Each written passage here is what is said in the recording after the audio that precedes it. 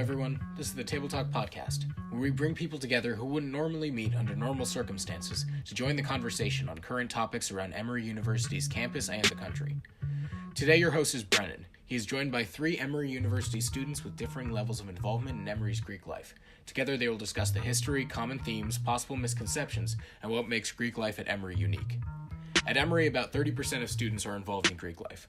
On a broader scale, the U.S. and Canada are home to about 750,000 undergraduate members in 12,000 chapters on more than 800 college campuses, so it's clear that the U.S. has been going Greek for a while now. On Emory's campus, we have 14 fraternities and 7 sororities. Today, we'll explore our ideas on recruitment practices, initiation practices, and common concerns surrounding Greek life at Emory and around the country. Please keep in mind that these are solely the opinions of our volunteers and in no way reflect the university or Greek life organizations as a whole. Let's get started. I'll go first. I'm Jack Stallings. I'm from Rome, Georgia. I'm a sophomore in the college, and I hope to offer a perspective of someone who's not really all that involved in Greek life. So. I'm Emily. I'm from New York City. I'm a freshman, and I hope to offer the perspective of someone who is considering rushing and kind of just looking at Greek life from that outside perspective, kind of hoping to go into it. I'm Susanna Larcrusty, and I'm also from New York City, and I'm a second year in the college, and I'm providing the Greek side perspective. Awesome. So, first question, right off the bat. Why or why not did you go Greek? Anyone can answer. I kind of came into the college being open-minded to it, but not feeling like I definitely wanted to join. And then I think just my first semester here, as I was meeting people, a lot of the people I was meeting were in Greek life. A lot of people who I was meeting I really liked were in Greek life, and just spoke highly of it. And it didn't seem like the very stereotypical version of Greek life that I feel like I had in my mind.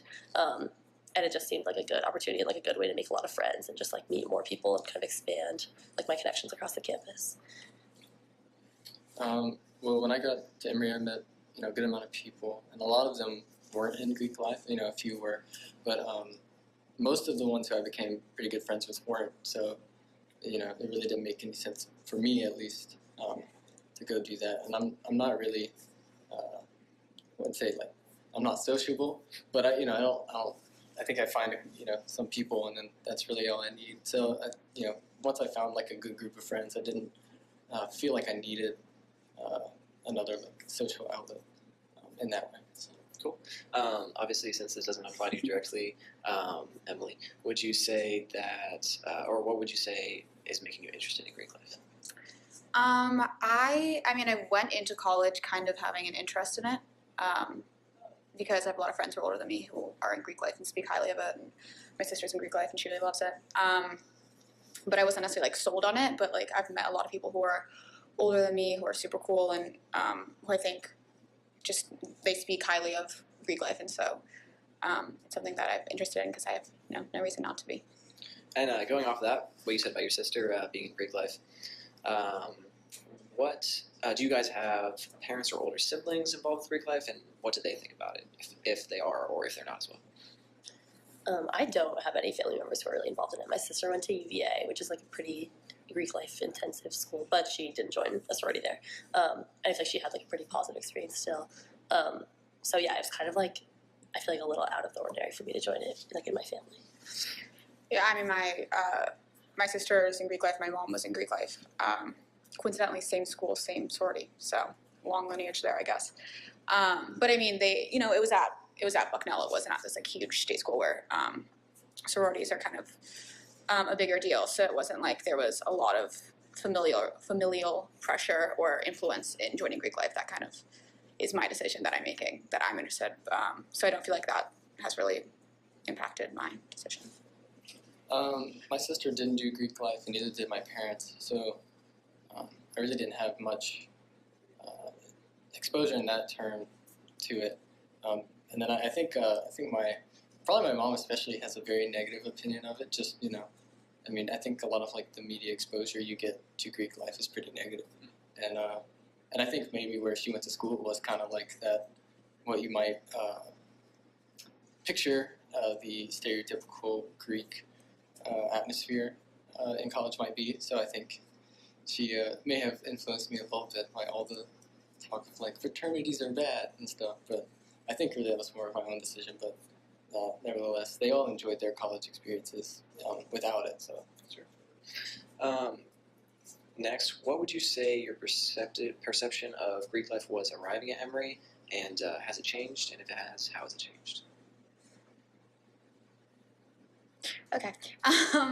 Well, I just arrived here pretty recently. I say my perception of Greek life going into college and being here hasn't really changed. I mean, I went into it knowing that Emory didn't have a huge Greek community, and that was something that I was definitely drawn to, that I was interested going into college and being in Greek life, but I didn't want it to be this like the most prominent part of my social life. And I think that is really cool here at Emory, that it doesn't have to be.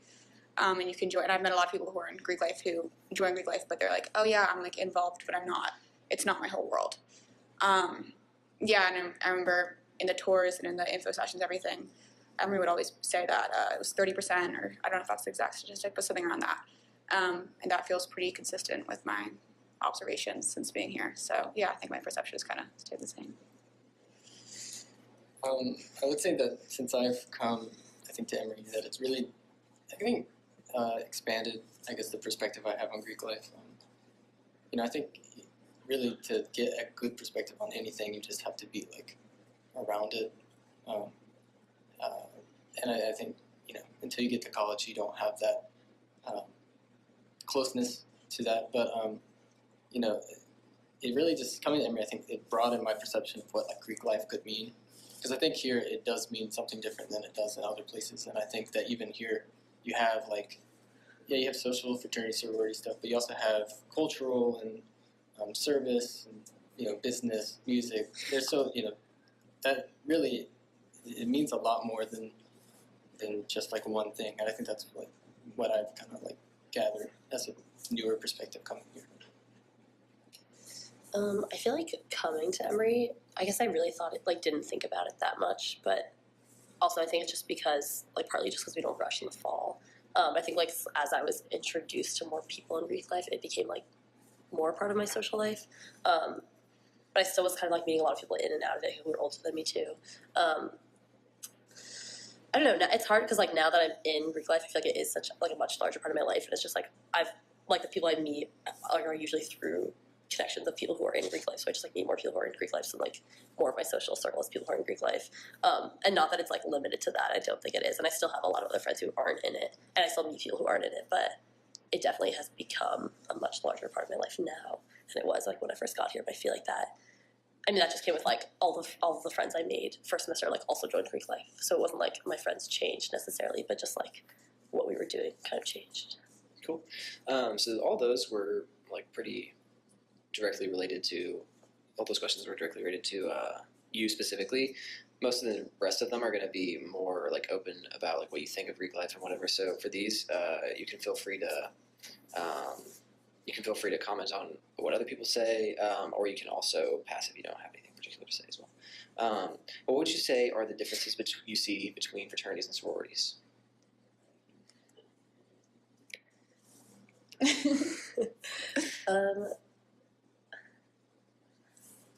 I think the biggest thing I've noticed is that I just think that fraternities are much more a much stronger community than sororities are. I think sororities just are a lot larger, but also I think there's something about having a house and just the pledging process for fraternities that you just are kind of forced to become friends with all of these people in your fraternity in a way that I just don't think is true for sororities. And I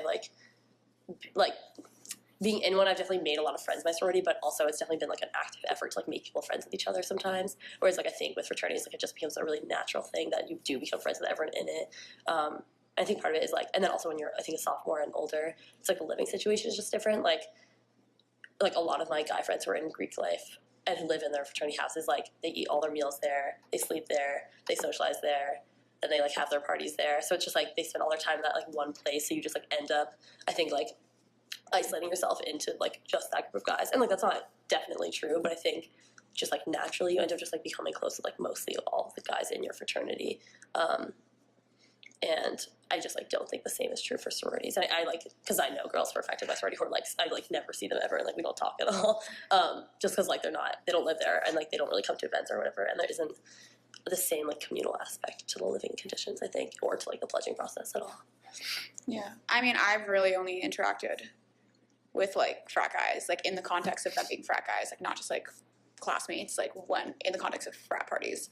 And I really like, since I'm not in a sorority at the moment, like I think I just haven't really met that many frat guys. But I think that there's definitely was a question that there's a difference. Yeah, if there's any differences you see. Yeah, I mean, I think definitely the living situation is a big one. And that there's definitely a difference between lodges and houses, and that there's much more of a communal aspect when it comes to houses. But also, I feel like I just don't know that much about frat culture. I don't know how good of an answer I'd be able to provide. I don't know too much about, especially sororities on that level. Although I will say that of the friends I do know that did fraternities or sororities, I know more who did sororities that dropped than fraternities. Interesting. And I don't know if that's reflective of maybe what you were talking about, or maybe it's just an individual thing, but that is the one thing that I noticed. I have, like, the thing that I've noticed most prominently, because it is what most applies to me at the moment, is that there's a distinct difference when it comes to rushing between frats and sororities. In the ways that I think sororities are way more inclusive in the way that we have Novemberfest, and we have you're forced to meet everyone in every house, and you kind of see all your options, and it's a much, I guess, like a nicer, like more inclusive rush. And it's like very thought out and very organized. And then when I talk to my guy friends who are all considering rushing, it's just like a matter of like being invited to pre-games and like kind of you're like sought out by certain houses. It's less of you meet all the houses and then you kind of, it is less of an inclusive process from my perception. I think like in that respect, I'm very critical of the way that I think sororities rush or do recruitment. I just think that it's like partly like a lot of it's just like the national rules regarding it. Yeah. But I think that the way fraternities do recruitment is like you're encouraged to have all these events first semester to like meet people, and there's like even the rule that you just like can't even invite girls to your lodge is just like so frustrating because like how are you supposed to like socialize with someone and like introduce them to other people if you can't like bring them into your living spaces, which is like where you're spending a lot of your time. And like because fraternities are allowed to have social events like in their houses and then like invite boys that they want to potentially join the fraternities too, it's just like that's like I just like think that is a more productive way to like meet people and like see how they get on with your friends and like see how they like if they actually like the people in the fraternity. And like it is like I think that's kind of the point of recruitment, that you want to like have someone join your fraternity sorority who you think is going to get along with the people and is going to make friends and like also like they like the people in the fraternity sorority. And so I don't really like the way that sororities do recruitment. I think it's just kind of dumb. But and I do think the way fraternities are less recruitment is better. I think that like plays into part of it is that there's just like one of the differences is that I think also when boys like join a fraternity, they sort of like are already friends with a lot of the guys who are joining the fraternity. Yeah. In the first place. That's so interesting because like I feel like that the rules in which are in place when it comes to sorority rush as opposed to fraternity rush has made me have such a heightened awareness about I have friends who are in sororities and they're like I feel like, oh, like, can I give this thing that I borrowed from you, can I return it? She's like, yeah, like meet me outside the lodge. Like I can't like go in, it's just like there's these little things that you're just so much more aware, whereas like guys are like, oh, like yeah, like I'll just like come into this, it just is. I feel like with frats, with this whole before you even join, it's so much more personal, and when it comes to sororities, it just all feels very like planned out and like methodical in the way that like you can't come in, but like we're gonna meet you in these instances, and you'll see our house in this very specific moment, but after this you can't come in until this date. And so I think that's a very distinct difference between sororities and fraternities. Yeah, I mean you might not be able to speak quite as much to it, but. In your impression, does because that was another one of our questions actually about rush. Does the sorority rush that's more structured, does that offer value, or they've said they don't prefer it as much. Do you notice anything about that? I don't know really a whole lot about sorority rush. Sure. I more have a better perspective on the fraternity rush, just because I've had friends who've my roommate last year rushed one of the fraternities. I never can keep all the Greek letters straight, but. He rushed that, and that gave me a pretty good idea of some of the stuff that he did. And I have other friends who, either rushed or tried to rush last year this semester. So I think I have a better perspective on that, but my friends who are sororities never really talked to me about it, I guess. I think, yeah. I mean, also, like, on the topic of recruitment, I think there's, like, a middle ground between the two. Like, I think there's perks to both. Yeah. And, like, I think a lot of guys are, like, could never imagine, like, walking to a house and talking to one person for 20 minutes. And I think there's, like, a lot to gain from that, too, though. Like, when I was doing recruitment, there were a lot of people I met who we, like, clicked and just, like, had, like, such an interesting conversation. I think it's really cool to be forced to sit and talk to someone for, like, however long. And you have to find something to, like, talk about. And, like, it could be a total stranger. I think that's really cool. And, like, isn't something that you always kind of get to do in general. But I also think that, like, you can't learn everything about someone in that amount of time either. And so, and I think that you should, like, I don't know, if you want to have, like, a cohesive fraternity or sorority, you should, like, want there to be a culture established, like, beforehand with those people you want to join. Mm-hmm. I also think, I do think there's a lot of benefit, especially referencing Novemberfest, because that's the experience I've had thus far. I think a lot of people, a lot of girls that I'm friends with, a lot of girls I've talked to, have gone into it kind of ruling out sororities already because of reputations and stigmas around certain sororities. And they're like, oh, these are the 3 that I'm interested in.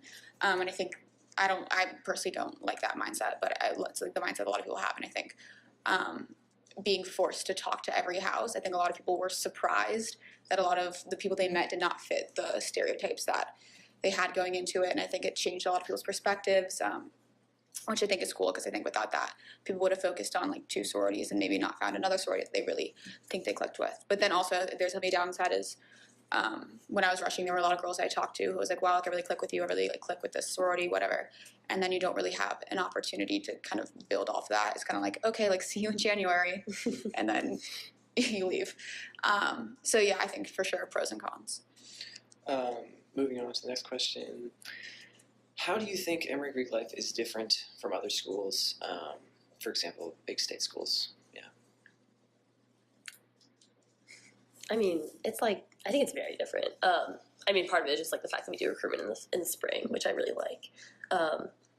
Like, I have a friend who goes to UCLA, and that's, like, her life. Like, those are, like, her only friends are just in her sorority, which is, I mean, cool if you like all of them, but I think it is, like, a very much like a bubble.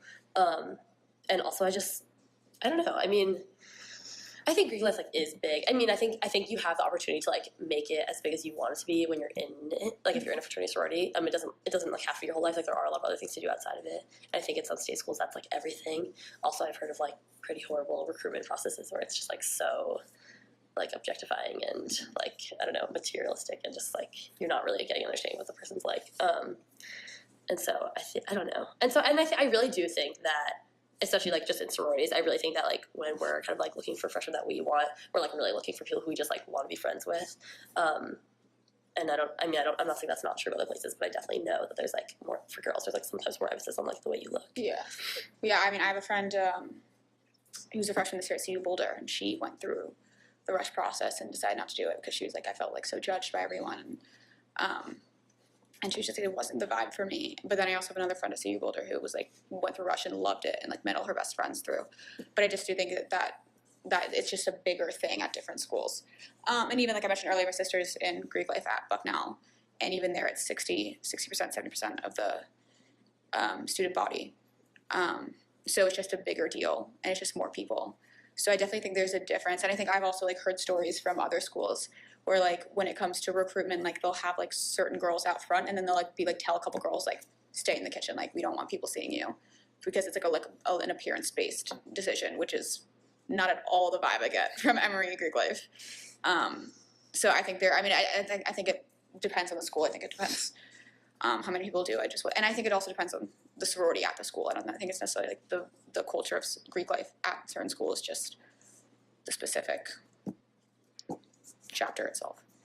I don't think Greek life really like, permeates through the overall just university feel of Emory. I think, you know, if I wanted to think that, like, fraternities and sororities just didn't exist, all I would have to do is just not go down Greek Row and, like, you know, not look at occasional t-shirts. But, like, you know, it's just, it really is, it's not, like, in its own bubble, but I don't think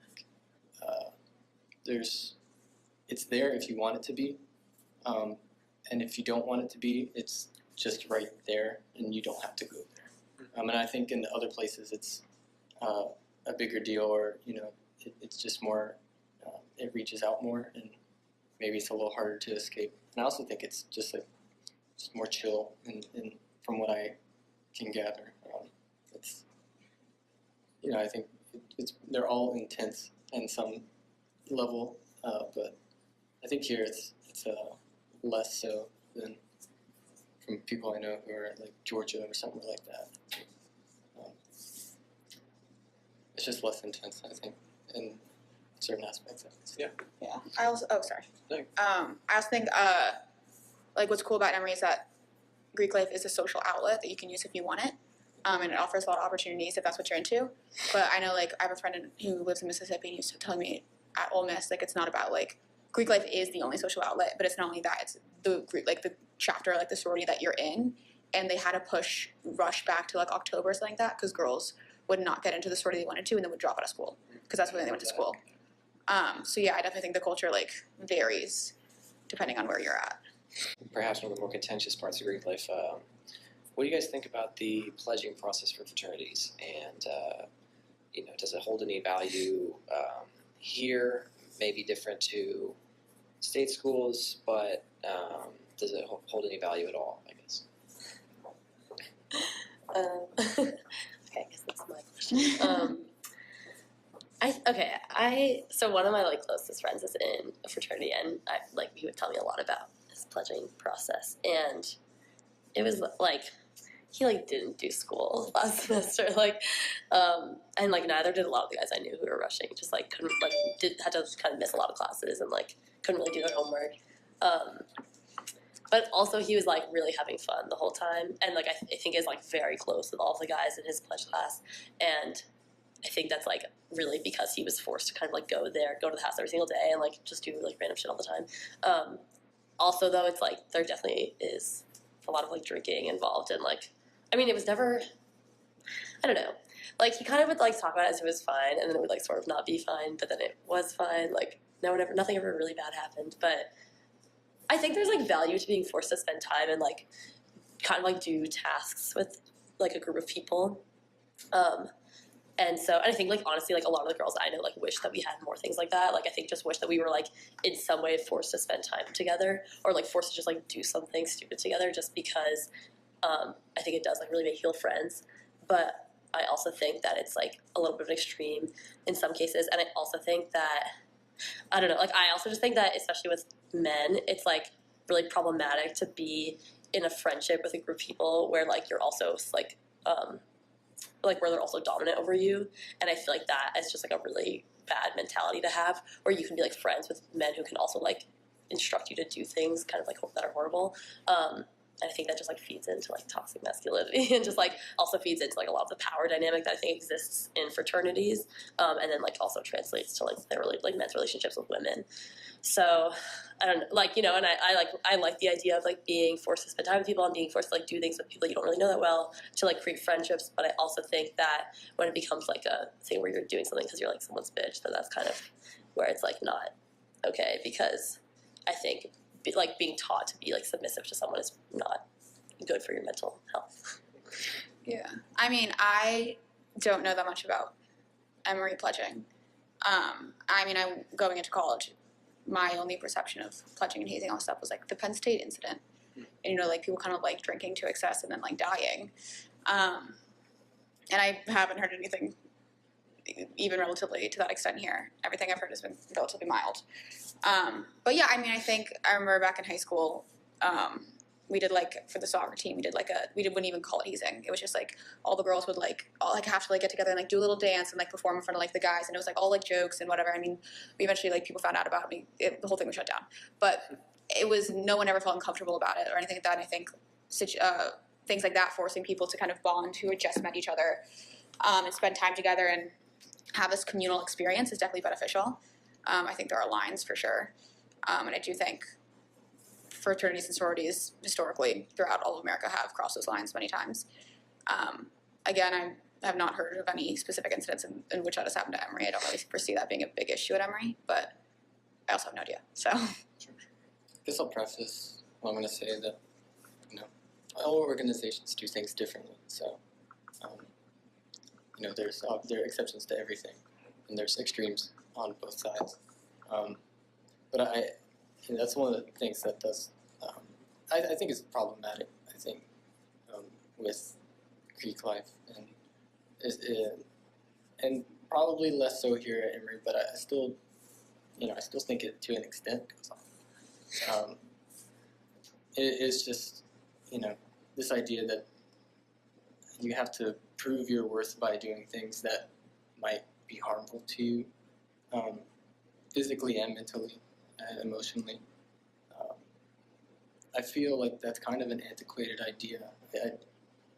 I don't, I think there are better ways to go about that. And that's, like I said, not everyone does that, but there are places that do.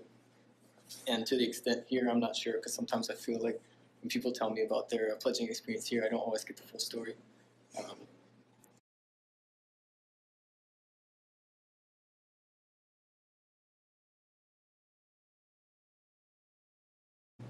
Or when you just make someone assign their self-worth to whether or not they can do something like that, or whether or not they are harming themselves in a way that is everyone else is. So that's what makes it acceptable. I don't like the idea of we did it, so you should do it too. Sure. I've never liked that idea, and I feel like that's the overarching idea over a lot of that stuff. There are a lot of things that people have done that should no longer be done, and just because someone did it doesn't mean it should still be done. So that part also bothers me.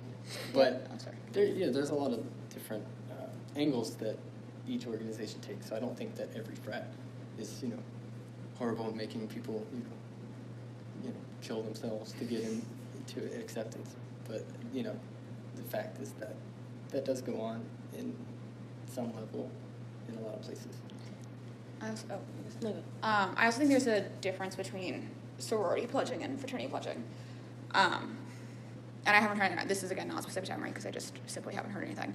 But a friend of mine at Lehigh, some girls who she knew who was older than her at Lehigh before she went, told her some hazing stories about how they made girls sit naked on laundry machines, and then any part of their body that jiggled they circle, and just completely destroying girls' self-esteem and self-worth as a means of welcome to our sisterhood. And that's I feel the difference between sororities and fraternities oftentimes is sororities are just so much more personal, whereas fraternities are drink this or you're a bitch. So I think that's really, honestly, I don't think the latter is a good one, but I think, the idea of when it comes to sororities, tearing people's personal self-esteem down, that's a really common theme at a lot of colleges, and that's super detrimental, and that's a super big issue that's not really, I feel being addressed. I feel the issues that are being addressed are in the use of alcohol or illegal substances and hazing, but a lot of people are they're just having terrible things told to them, and as freshmen by older girls in this sorority that they want to join, and that's to me is the craziest thing. So going back a little, this is kind of going back to just the differences between fraternities and sororities in general is I think one of the things that was the worst part about fraternity pledging for me was that all of my guy friends just didn't have time for me anymore, or a lot of my other girlfriends. And I feel it's just there's a really different mentality where I think fraternities really do want everyone to be friends with each other and everyone to really know each other, and which is good, I guess, but then also I'm kind of well, what's the point? Because I also feel now as a sophomore, all my guy friends who are in fraternities aren't really friends with any other guys in other fraternities as much. That's not definitively true, but from what I've seen, whereas I think sororities cross over a lot more in friendships. I think because we're not super tied to our own sorority, but that's something that I like about it. But I also think that it was really I don't know, kind of sucked that all of my guy friends would only spend time with their fraternity, and that became the most important thing to them was just becoming friends with every guy in their fraternity, and then not becoming friends with me, or not maintaining friendships with girls or other guys in our friend group originally. And also I think there's something kind of not great for guys to spend time only with other men and only drinking and only doing whatever, and then not really like have female friendships, because like now what I've seen like now is that like some of the guy friends I have just like don't have female friendships and like only view women in like a specific way. And I feel like that like stems a lot from the fact that they like didn't really work on their friendships with women like when they were joining a fraternity, and then like really strengthened friendships with men. Now for a more, I guess, positive side of Greek life, for our final question, for the people not involved with Greek life, have you ever seen any philanthropy Greek life has done? And for Susanna, what are some of the philanthropy events you guys have run? Or what do you think about them? I've definitely seen, like, there are definitely, like, fundraising events a lot of the time. And, like, I mean, like, some sororities, like, put on cool events. Like, last week there was a really cool, like, talent show event, and it was, like, the money went to fundraising, which I think is cool. Or, like, fraternities will do, like, the puppies or something. Or sometimes sororities and fraternities, like, do, like, stuff together and whatever. I think that's cool. Like, last semester we did, I don't even know what it's called. That's bad. But we did this, like, weekend, like, leadership training at a middle school that was kind of underserved, and it was, like, only for girls who kind of, like, had proven themselves to be whatever, and, like, just, like, were kind of, like, specified by teachers to be, like, you know, should have more attention in terms of leadership, and it was just, like, a whole leadership workshop for a whole weekend, and it's, like, really awesome. It's a national organization. We just, like, happened to do it at this one school. I think it's what, I don't know if it's what Kappa works with, like, nationally, but we did a thing with them. There's honestly, like, a very low requirement for, like, how much service you have to do, which I think is kind of sad. I think it's, like, a huge amount of people who could really put their efforts to something great, which would be awesome. I also think it's kind of, like, dumb to think that, like, I don't know, like, there was something where one of our philanthropy things was, like, supporting a 5K race, and I was like, what service is that doing to anyone? Like, no, like, I think it'd be more beneficial to, like, raise money, because it's a lot of people who could raise money. So I think that's, like, the least important part of Greek life at Emory specifically. I think I honestly do think it should be more, but I also think that's not, like, the nature of Greek life here, is, like, that's about philanthropy, which is sad. I think it could be, but I mean, I've seen people do things, like, on their own terms, but it's not, like, part of the, like, fraternity as a, like, intentions as a whole. Yeah, I mean, I think my intentions going into Greek life, and I think the intentions of most of my friends and most people I've talked to, I don't think most people are joining Greek life for the philanthropy. I don't think that's a driving force. But I mean, personally, I really enjoyed doing volunteer work in high school, and I really haven't had a chance to do that here. So it is a definite plus, and is interesting. Is something that I would be interested in pursuing if I go into Greek life. But I mean, I see, you know, a bunch of people post on their Instagram stories, like, come out to the library from 4 to 6, like, we're selling hot chocolate for this philanthropy. But if you asked me to name the, like, philanthropies for each, or the organizations for each sorority and fraternity, like, I could not tell you which ones were which. Again, I also think it's just because I'm not involved yet. Yeah, so I don't think it's from my perspective, I don't think it's a huge part of Greek life here. But also, like, I went to the talent show, like, last week. So I definitely think it's prevalent. I just don't think it's necessarily a driving force within sorority and fraternity life. I think it's, like, I don't think it's bad that for Greek life here it doesn't do a lot of philanthropy. I think that's fine, because it is obviously, like, for social purposes. Yeah. I just think to, like, pretend that it does a lot of philanthropic work is, like, problematic, because we just, like, don't, and that's, like, it's like a cover. Yeah, and it's like we don't have to pretend it's not. For, like, people don't join for social reasons. Like, that's why people join. I've been trying to think of if any philanthropic stuff I can remember any Greek life organizations doing. I'm having trouble remembering, and I'm not sure if that is just because, you know, negative press spreads faster than positive press. I don't know, maybe, or if there is kind of a lack of that here. But that might be an indication of if there is philanthropy going on in Greek circles. I don't know how far out it reaches sometimes. And I do think that Greek life organizations are very good places to base that kind of stuff. And you have people who are connected in that way. You can really get a lot done with a lot of people who are willing to work together, like, because they're so close. And I would see that as a missed opportunity if there isn't a lot of that going on. Not to, you know, I think there are a lot of missed opportunities for philanthropy and charity and that kind of stuff across the board, not just in Greek life, but just in society in general and college life in general. But I would think that would be something that is very, I don't think it'd be that difficult to do in Greek life from what I see. And I think that'd be cool if I could see that a little more. But I know that some of that goes on, and I think that's good, but it would be cool if that could expand.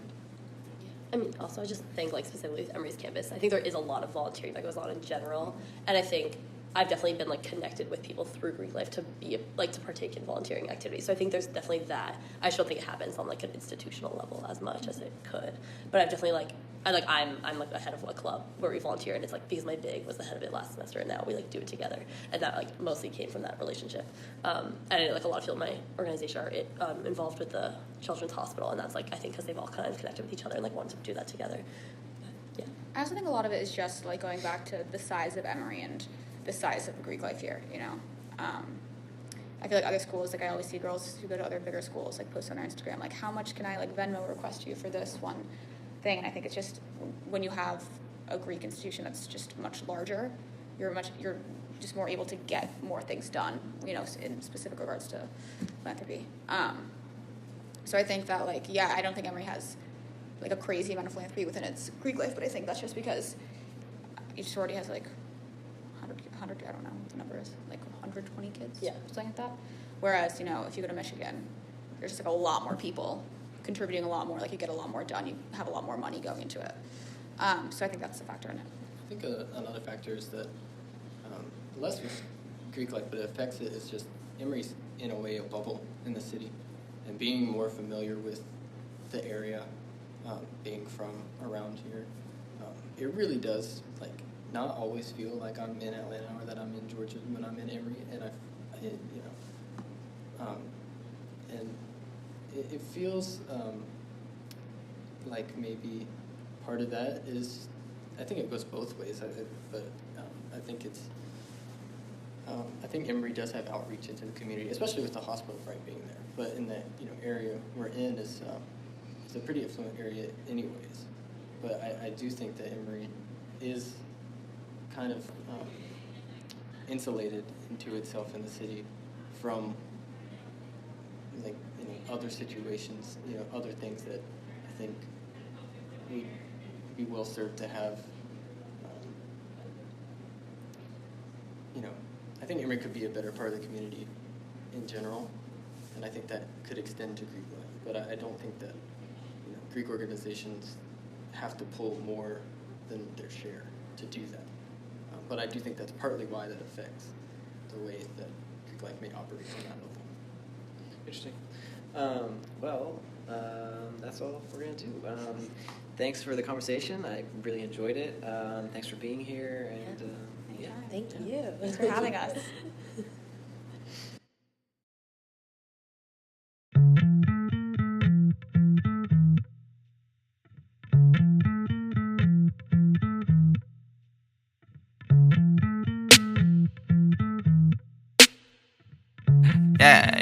Yeah.